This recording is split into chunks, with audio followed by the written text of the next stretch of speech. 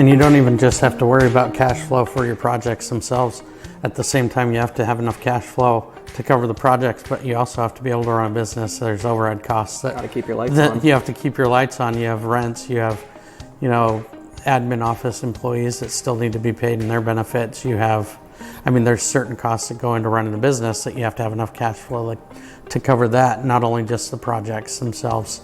So it's important to understand that. And we didn't even touch on, there's certain projects where you might have retainers built in, so you're not getting paid for maybe the final 10% of a project until afterwards. So do you have enough cash flow to cover your overhead, the project costs, and be able to wait for that final 10% payment at the end of the day?